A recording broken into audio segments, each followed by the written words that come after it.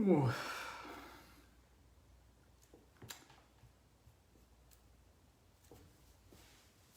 Hey, Sainers.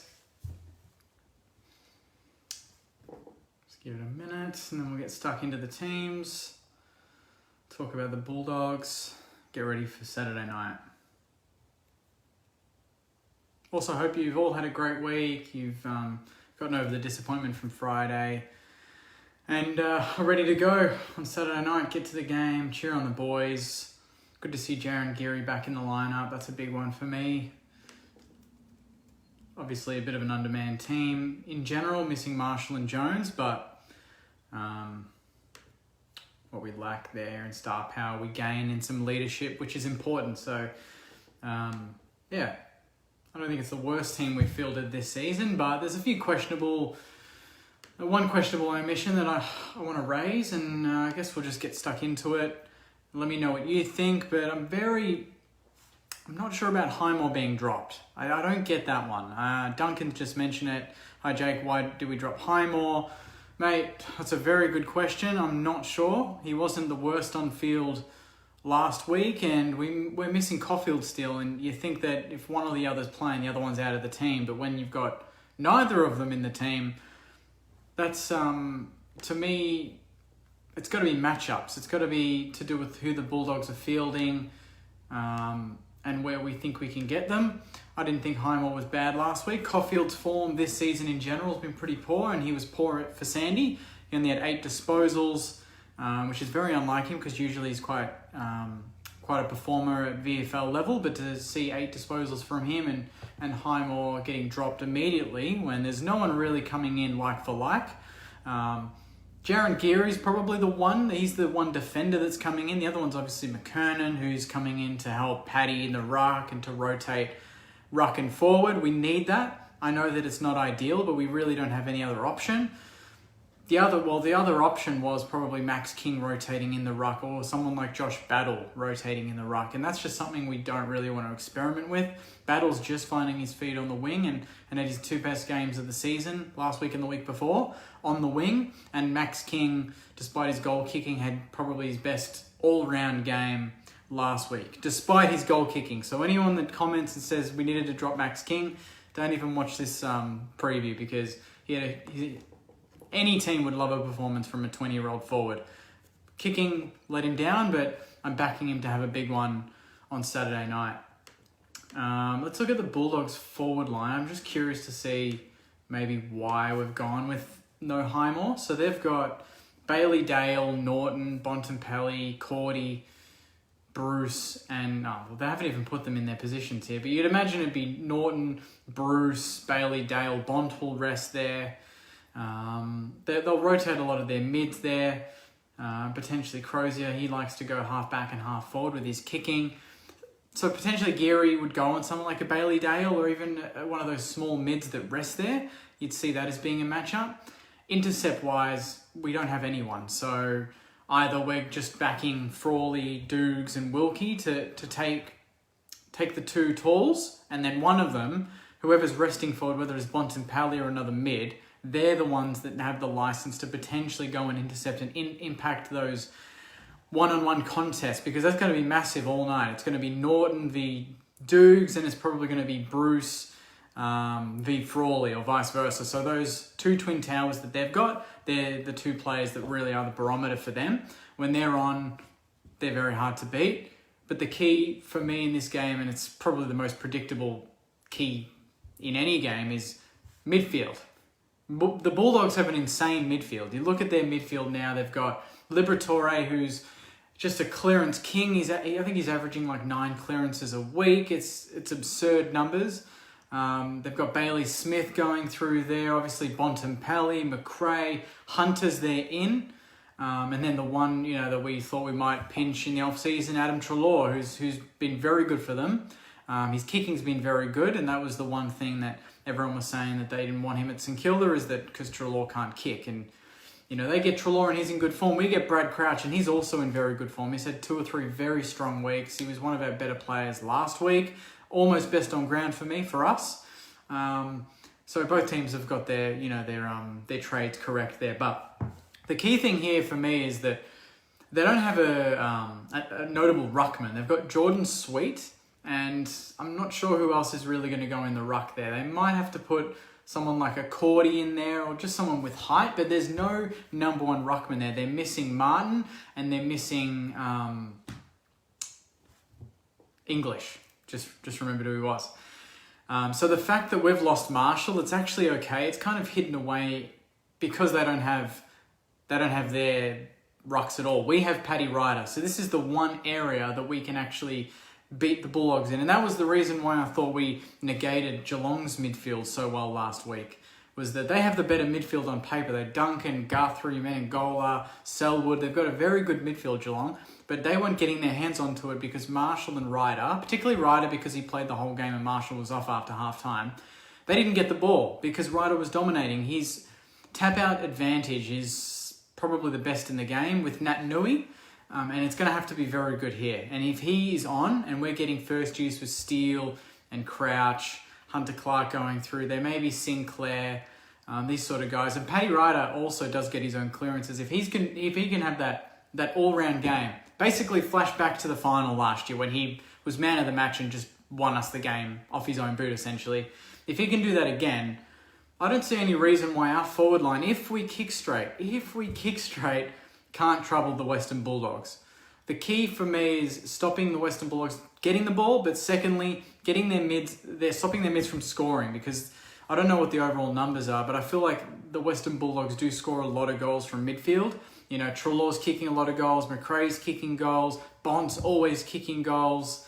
You know, usually English goes forward and kicks a couple of goals. He's a very good contested mark and a very good all-round ruckman. But the fact that they don't have that over us is one advantage that I think we can hang our hats on and think, well, okay, this makes the game interesting, because their midfield's very good. Ours is depleted in a way. You know, we're missing Hanbury, we're missing Jones, we're missing Gresham, and we're missing our best ruckman and one of our best forwards in Rowan Marshall. So that hurts, but they're missing a few players too. And I back whoever's on Josh Bruce to keep him goalless. It's all about Norton and the mids. If we stop that and get enough supply into the forward line and actually convert our chances, I'll give us a big chance. Because the one thing that has always been kind of their kryptonite, the Western Bulldogs, is marking forwards. And we saw that in the elimination final last year. We got it in long. King was very good early and kicked a couple goals in the first half and you know, dominated their defence. We had Geary going and playing a defensive forward role, so he might well do that again on Caleb Daniel, just to mess with their heads. It'd be interesting to go back to that same matchup and see if we can exploit it as much as we did in the final. But their weakness for me is tolls, and they played Port last week. It was a grind. They have 1 day less, I think, plus travel. So it's nice that we're playing a team with 6 day break versus our 8 day break, because we played on the Friday night. And they came off a slog against Port in trying conditions in Adelaide. So, you know, the bookies have us at $4, so there's some probably good money there if you're a bettor.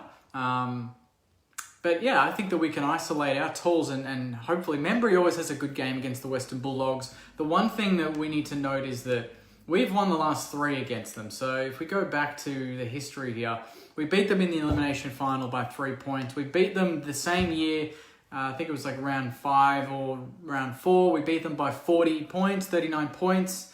And then before that, we beat them by about 30 points, and that was Rats. I think that was Brett Ratten's first game as coach in 2019. So our form line against them has been very good. They would say that we're probably one of their bogey teams, because despite where we seemingly are on the ladder when we play them and how much, you know, talk, you know, there's so much talk about the Western Bulldogs. Every time we play them, it's all about their midfield, and it was leading up to that final last year. And I said, if we can at least break even in the midfield and get enough supply to our forwards and they convert, that's where we can hurt them. And I don't see any reason at all why we can't do something similar on Saturday night. You know, we played... To be fair, the last 3 weeks, since that Port Adelaide game, we were flawless against Hawthorn and belted them. It was a bit scrappy against the Gold Coast, but it was a grind, and in the end, our style took over and we won the game. And then last week, we all know we should have won that game. There is no other reason other than the poor kicking that cost us the game against Geelong. It wasn't that we were off. It wasn't that our skills weren't good enough around the ground. It wasn't that we gave up momentum and they kicked 5-6 goals in a row. They kicked a couple at the start of the fourth. But apart from that, Geelong were nowhere to be seen. It was just completely us. It was on our own boots. And if we have that same sort of intensity again, we saw what Richmond did a couple of weeks ago to the Bulldogs. The Bulldogs had it their own way in the first half against Richmond, and Richmond just put that heat up a little bit, put that pressure up just to test the Bulldogs out and see if they can handle it. And they couldn't handle it. And I think if anything, last week Geelong, they're very much a kicking team. They play fast. They like to carry the ball with their leg speed and with their big kicks, men in goal. Like Guthrie, they cover 50 metres better than any other team because they know they've got Hawkins and they've got Cameron there and they've got Rowan there to kick to. The Bulldogs, on the other hand, are very much a handball-happy team. You know, that's why their stats are always through the roof. You know, you look at McRae, Hunter, Treloar, Bont, Smith, they're all getting 30-plus possessions a week. Would not surprise me if more than half of them are handballs. And that's, you know, their work rate, they're very good. They run together, they run in triangles, they share the ball. When there's, you know, one player gets it, there's a handball quick to the next person. So that's where our pressure needs to be on point. It's not just going for the person with the ball, it's anticipating the next handball and someone closing the space in there, not going at them, because if they get through, you're gone. But if we close it enough that when they get the hands, they don't really know, they're panicking, they have to kick it backwards, they have to go for a risky kick into the middle of the ground, or they have to just keep handballing it until they turn it over. That's the way you beat the Bulldogs, and that's exactly what Richmond did. So I would be amazed if Ratton didn't pull out the Richmond game replay in the team meeting this week and watch the third and fourth quarter when Richmond completely overpowered them just with pressure.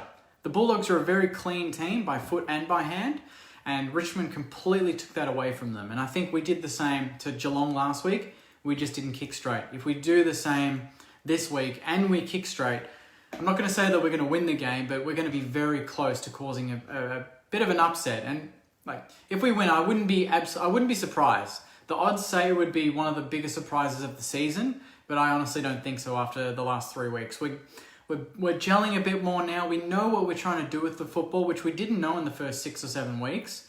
I think spirits would be pretty high after the performance from last week. You know, I think a few players like Max King and these sort of guys, Membry even, would be a bit down on themselves early in the week because of the little mistakes that they did, missing goals or dropping marks at crucial times.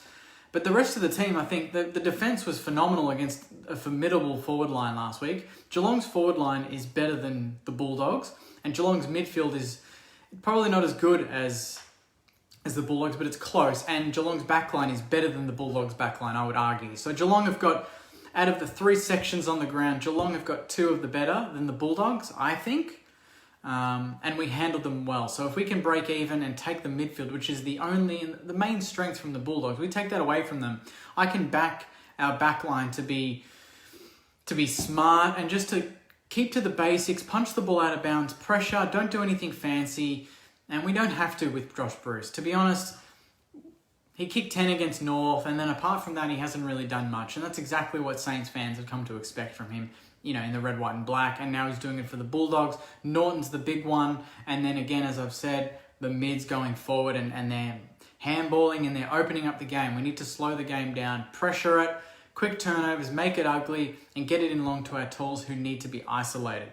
Because Max King, he's going to dominate whoever he's on. They don't have the height for him. They don't have the strength for him. Keith is probably going to go into him, but then it leaves Membry, and Membry's form against the Bulldogs is very good. He always has a good game against them. And McKernan, although he hasn't performed when he's had the chance so far this season, he's clunking them at VFL level, and there's going to be a time where he starts clunking them at AFL level. And although he's inconsistent, it could be this week, and that could take a lot of pressure off King and off Membry. And then if the ball comes to ground, we've got the smalls there to handle. And that also caused the Bulldogs a lot of problems last year in the final. So I've got a number of different reasons why I think we can win this game. More reasons than last week. You know, last week it was more about, we just need to bring the pressure. We need to just play our game and hope that things go our way. And to be honest, everything went our way last week, apart from kicking and the umpiring. And the umpiring didn't cost us the game. It hurt us. It didn't cost us the game. It was just our set shot kicking.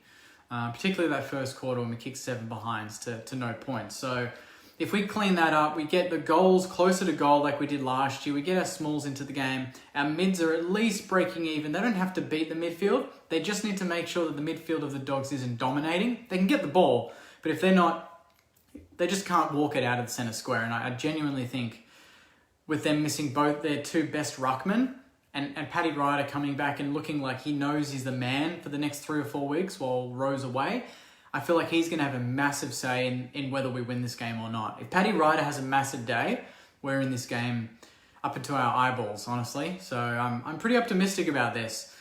Though I say this all the time, and then the review comes along and the opposition supporters, especially if we lose, will come along and join the review and talk shit. But you've got to be optimistic. I've got no reason apart from saying, well, the Bulldogs are a very good team. That would be the only reason why I should be pessimistic. But the way our club's going and the way they're playing, despite injuries, has most fans, I think, feeling pretty optimistic about the next couple of weeks. You know, we get through the Bulldogs, and then after that it opens up. We've got North, we've got Adelaide, we've got Sydney, and then the bye, and then we've got Collingwood, Richmond, and both of those teams, you don't know how they're going to be going at that point in time. So this is a big one for us. This I wouldn't say losing this, you know, throws finals out the way. It would hurt because we go 4 and 6, but if we can win this and get back to 5 and 5 with 3 very winnable games that we could well be favourites in all of them before the bye, to go to the bye at 8 and 5 with the run we've had, with the injuries we've had, with the losses we've had, the bad media we've had, everything would be absurd, just insane to think that's still a possibility. So that's why I'm positive, because I think the players know this is an opportunity. We're back on our home deck. We've beaten them the last 3 or 4 times pretty comfortably. The final we were up the whole game and by 3 or 4 goals until late when the Bulldogs just piled on the pressure and kicked late goals. But yeah, I think we've got the weapons, unlike most teams, to challenge the Bulldogs. It's just up to whether we bring the effort and the pressure like last week. All right, so I'm going to go through some of these comments. Thanks again, everyone, for commenting.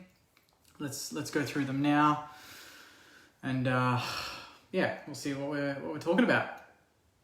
This one's from Caroline. Glad to see Geary is back. Go Saints. Eugene says Loney still in as a joke, and a bloke gets over 120 possessions in 3 weeks and kicks 5 goals, can't get in, and that's Luke Dunstan. Yeah, considering we they've got such a strong midfield, the Western Bulldogs, I would not have been surprised to see someone like Luke Dunstan get called up from Sandy, even to do a tagging role. I've been reading online that a few people think that just to give him a simple role of going with Liberatore, just tell him, Dunny, you don't have to get the ball, mate, but stop Libba from getting 10 clearances a game. Just stop him from doing that, because that will help us win. You don't need to be a star. He's not going to be the game changer. You know that. We know that as Saints fans. Luke Dunstan's never going to win a game for us off his own boot, but he can help us win a game by stopping someone else. And he's physical enough, he's big enough, he's quick enough to go with Libba. They play the same position. It would have been an easy choice, but I think, with the midfield mould we've got at the moment with Crouch and Steele, Billings will go through there. I think Sinclair, Hunter Clark, Seb Ross with Paddy Ryder. I think that they like that mix, and that mix was pretty good last week. We thought we were going to miss Zach Jones a fair bit with the Guthrie and this sort of speed that they have, Geelong, through the midfield, but we made up for it by just possessing the ball and slowing the game down, chipping it around, and getting first use. And when you get first use, you don't need to be the quickest player on the ground, because you're already out. It's when the other team gets the ball first and you're chasing. That's where you miss Zach Jones with his enthusiastic pressure that he does, but we didn't miss that last week, and that wasn't the reason why we lost. So same this week, bring the pressure, be accountable to the mids, but also make sure you're going the other way and attacking, and who knows what can happen. This one's from David. If we apply the same pressure as they did in the first half and do it for 4 quarters, we're a big chance.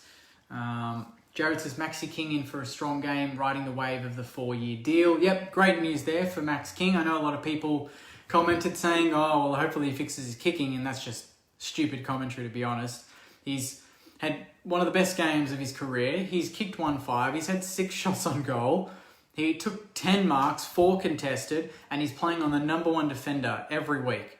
And someone like Jared Healy has to come out and think that Oscar Allen's double, 2 times the player that the Max King is. Mate, Jared Healy, mate, I don't know what you're drinking at night, what you're snorting, what's going on there, but that is a ridiculous comment. Imagine Max King, this is for Jared Healy, imagine Max King getting the third defender every week, mate. Oscar Allen's got Kennedy and he's got Darling ahead of him. He doesn't have to worry about the best defender. I would love to see Max King get the third defender on Saturday night. He'll kick 10. But Jared Healy doesn't do that research. He just talks nuffy crap, so... It's a stupid comment. Max King's going to be an absolute superstar, and I love that we've committed to him. And if anything, this forces Gold Coast now. Whether Ben King jumps ship because he knows Max is going to be at the Saints for a while, and there's no chance Max is ever going to the Gold Coast to play with Ben. Now it's on to Ben, whether he wants to bite the bullet at the end of his deal in 2022 and then come down to Moorabbin and play with his twin brother, which would be incredible. That would be... That would take us from, a 6 to 10 range team to genuine top 4, just with the two of them there. As long as they can kick straight. Matt says, in my opinion, Geary is a spud and should not come in for Highmore. Well, Geary wasn't a spud last year. He was very important for us, particularly in the final series, and to get to the finals with some of his defensive forward roles. And we can't forget what he did in that elimination final on Caleb Daniel. He took 3 or 4 contested marks. I think he kicked 2 goals, set the tone early, and was, one of the best players on the ground and really allowed us to play the way we want to play. I don't know if we're going to bring him in to play that role again because obviously we're missing Patton, we're missing a few other small defenders, and we've dropped Highmore. So you drop a defender, I feel like you need to put another defender in defence, but it would not surprise me if we just try to play the mind games and put him on someone like Caleb Daniel and see if that kind of puts the Bulldogs off a little bit. Adrian says, dogs are vulnerable to speed. Geary will help us with that. I don't know how fast Geary is, but I think just making someone like Caleb Daniel, who's a great ball user, one of the best kicks in the game, making him accountable and stopping that rebound that he generates so often, that does more than speed. Caleb Daniel, you probably can't find a stat for this, but I'd love to see how many goals he sets up from half-back, just from his rebound 50s. It would be one of the top 5 in the game, for sure. So if Geary comes in and actually stops him from doing that, so much of the Bulldogs' drive is off half-back. It's from the turnover. The second we turn the ball over, how quickly do their mids go from back to front and get the ball in long to Norton and to Bruce and those likes? If we stop that rebound, and hold it in our forward 50 and pressure them, that'll put them off a little bit. Why isn't Kent getting a look in? Loney's lucky to keep his spot. It's from David. Yeah, fair call. I think Kent's been actually pretty good for Sandy from the stats that I've seen and from the highlights I've seen. I think that Loney's probably just kept his position, honestly, for going back with the flight against 2 bigger defenders. I think it was Henderson and Stewart. Imagine Jack Loney. He's smaller than me, he's shorter than me, going back with the flight with 2, seasoned defenders against Geelong and copping it. It should have been a goal from that. That act could have not sealed the game, but it would have put us back in front. It would have gotten the momentum going again, and we all would have been praising Jack Loney for that. We still did with the highlights. The club posted it, I think, on Monday or over the weekend, but huge effort there, and that's the one thing that Loney does week in, week out. He just puts his body on the line for such a small bloke, and you can't forget his form against the Dogs. In 2019, Ratton's first game, I think he kicked 3 or 4. His average stats are pretty insane against the Dogs. He's averaging like 3 goals, 18 possessions, and 4 marks as a small forward against the Dogs. So, that's previous form. I don't want to look too far into the, into the past, but yeah, you've got to take that into account. Clearly certain players play better against certain teams, and Jack Loney is one of them. You keep him in for that reason and hope that he does it. James says, after last week, if we kick straight and keep the pressure as we did against Geelong, we should be way more than competitive. Should win, go Saints. Love that optimism, mate. Good comment. Caroline says, I hope Max plays a blinder. The comments about him last week were disgraceful. I agree. A lot of pressure for a 20-year-old playing his 25th game of league football, playing on the number 1 defender. And, wearing the number 12 no less. That alone adds pressure. That he knows he has to live up to Nick Riewoldt, which is, not many players in the history of the game can try to even get close to living up to Nick Roy. But Max King has the potential to do it. And I think such a build-up with that, with missing early goals. There's so many reasons why Max is probably very nervous when he gets the ball. But I think the one positive from last week was the fact that he got it a lot and he marked it against very good defenders. Wait until he gets some matchups where the defenders have absolutely no chance on him and he's going to have days out, and it's going to be fun to watch as a St Kilda supporter.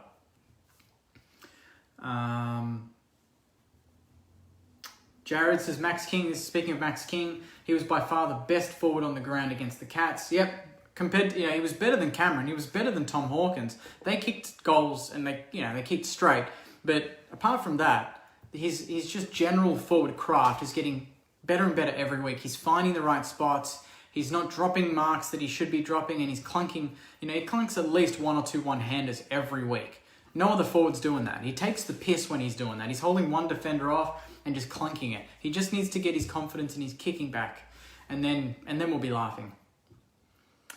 Who shuts down Bontempelli? It's from Adrian. That's a very good call, mate. It's a very good call. I don't know if we're going to go with the tag. It could well be someone like Seb Ross, but I worry about that because I feel like then Bont's just going to go forward and try and isolate with someone like Seb one-on-one in the forward line, and then Bont's just going to take him to the cleaners. And for memory, last year, I feel like we just went head-to-head with some of them. I think maybe even Jack Steele could do that. Go head-to-head on Bont, make Bont accountable. Because, every week you see Bontempelli is just roaming around. There's no one making him accountable. He knows he's the best player out of the matchup. But when you're playing on someone like Jack Steele, who can go forward and actually kick goals just like Bont and get his own ball as well, it raises a question. And I think that's how you beat the Bulldogs. That's in a nutshell how I would approach this game, is that the Bulldogs are front runners. And it goes by their first quarter stats. I think they're 9-0 in first quarters. They have not been behind after quarter time in any game this season. Correct me if I'm wrong, but I'm pretty sure that's a stat. And it would just be crazy, it'd be big for us to just go into the quarter time huddle knowing that we're ahead. Knowing that, and for the Bulldogs, on that token, for them to be like, okay, well, we're not getting it all our own way like we used to. And that's how you stop the Bulldogs. You just make them uncomfortable. Richmond did it. They're the only team that's managed to do it. Carlton did it for a portion of the game, and we can't forget that. At Marvel 2 weeks ago, Carlton were nearly 5 goals up and should have won the game, but they choked. If we play that same game, I don't think we're choking a 5-goal deficit. I see us just putting the foot down and going for it. And with the form that we've had against the Dogs, I'm very confident that we can do it. Jared says, shame we don't have Zach Jones to stick on the Bont. That would have been a great matchup. He would trouble him for pace and he'd be physical too. And I don't think Bontempelli really likes to have a player hammer him. And that's why I suggested Jack Steele, just to set the tone. Captain on captain, put him down, put him in the deck. We need to play tough. We need to play unsociable football. And we did that against Geelong. Even players like Bytel were pushing Geelong players into the ground and throwing their weight around. And you love to see that from a 12-gamer. But you want to see it from your captain too. And to have both captains back, that's huge leadership. Geary just on the ground is going to help our defence if he plays in defence, and it's going to organise our forward line if he plays there as well. He's that sort of player. Is it? It's not his skills that keep him in the team. It's what he does for everyone around him. And when we first lost him, people don't like him in the team, but the same people are upset when there's news coming out of Moorabbin saying he's injured and he's out for 6 months, and we're all like, great, we're missing our leader, we're lacking his leadership. And you see those comments earlier in the season when we were getting smashed. God, we need Geary, we need Hanbury, we need these leaders on the field that can help us perform better, that can organise players that are out of form, that help players in positions, And to have him back this week, even if he doesn't have a good game statistically, it's going to help us plenty, I think. So it's great to have both captains run out on Saturday night together. Eugene says, Jake, love your show, mate. Do you think we should settle our backline? Seems to be changing it quite often. Yeah, that's a fair call. Thanks, mate. Thanks for the support there. Backline, I think it's just positional. It's just that we're missing players. Players are getting injured. Carlisle's no closer to coming back. Obviously Caulfield's out of form, and you're not going to play players just because they're, that are out of form just because we don't have depth. And Highmore deserved it last week. I thought he was good. I think he should be playing on Saturday night. I'm curious as to why he was dropped. For me, it has to be to accommodate Geary and the fact that the Dogs don't really have 3 or 4 talls. Maybe with English playing and knowing that English does like to rest forward, you probably play someone like Highmore. But maybe the fact that, they're not playing a ruckman means we don't have to play another tall. And we've got Wilkie who plays tall and small. We've got Frawley who plays tall, and we've got Dukes who plays tall. You probably don't need another tall. That's 4 players over 6'1", 6'2" in the back line. And I don't know if you're too top heavy there because they've got so many smaller players in that forward line, like Bailey Dale, Bailey Smith will go through there. And then obviously their mids, like I've mentioned a couple of times, will rest through there and try to kick goals. So yeah, it's probably easier just to play someone like Geary and drop Highmore. But yeah, I think Highmore is going to be a very good player for us. And I think, it looked like it was more tactical than anything. So I like that from Rats. We've always wanted a coach that he's just not going to settle on one team all season. He's going to adapt it. And I know sometimes people think that changing positions is going to mess chemistry, but they've been training for this all week. I would not be surprised if Highmore knew going into the Dogs game, if Geary was fit and they weren't playing Team English, that maybe this would be what it is. It's not like the players find out they're playing tonight and they're not playing tonight. They know during the week. So yeah, I fully expect it to be a fair change, and hopefully on Saturday night in my review I'm talking about how it was a masterstroke. Marcus says, Jake, are you going to start necking wine if we win again? Also, remember every time King touched the ball, the cheer squad went mad. Maybe needs confidence and support. Exactly right. Every time King takes a mark, everyone get behind him, cheer him. Let's get a chant going. I'll message Marshy and we'll get Isle 29 pumping on Saturday night. But yeah, if we do win on Saturday night, I'm driving to the game, so I probably can't neck a wine, but I'll come home and I'll definitely have some champagne, because last year that was the highlight of my year was not only the GWS win, making finals and popping champagne, but obviously the elimination final win as well. That was the highlight of the season. And if we beat the Bulldogs on Saturday night, 100% that's going to be the highlight of our season so far, beating a top 2 team that's only lost 1 game in 9. So it's a massive test for us. But one that I think we're ready for. We had the perfect warm-up last week. We played Geelong. Bulldogs are up there as well. Geelong are a grand finalist from last season. Very good team coming off a massive win against Richmond. And the Bulldogs struggled against Richmond. So if we bring that same heat that Geelong couldn't even handle, I dare say, the Bulldogs won't be able to handle it either. But it's really on us. If we kick straight and bring that pressure, we're in the game. So get to the game on Saturday night, guys. I'm going to be there cheering loud and proud. It's Josh Battle's 50th game, so that's come across very fast. So congratulations to Battle, and hopefully has a massive game for us and gets the win with the rest of the boys on Saturday night. But I'll leave it there, guys. Thanks again. A quick note that the Saints TV podcast, as always, is out on Tuesday night. So we reviewed the Geelong game with Marshy and Joycey, and we obviously preview the Bulldogs game on Saturday night. So get onto Spotify, Apple Podcasts, and all those platforms. It's on there.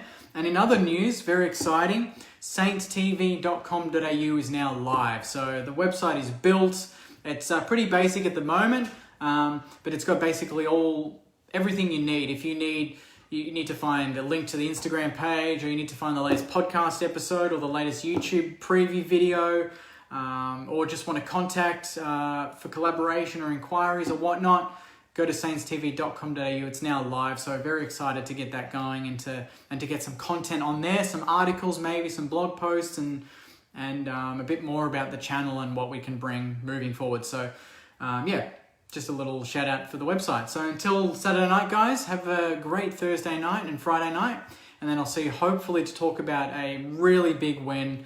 In terms of, not big in margin wise, it'd be great if we smash them, can't stand the Bulldogs, that'd be nice, but a massive win for our season to get it back on track and to go 5-5 and then have some easier weeks coming up. So, I'll see you guys Saturday night after the game for the review, Saints v Bulldogs. Thanks, guys. Go Saints.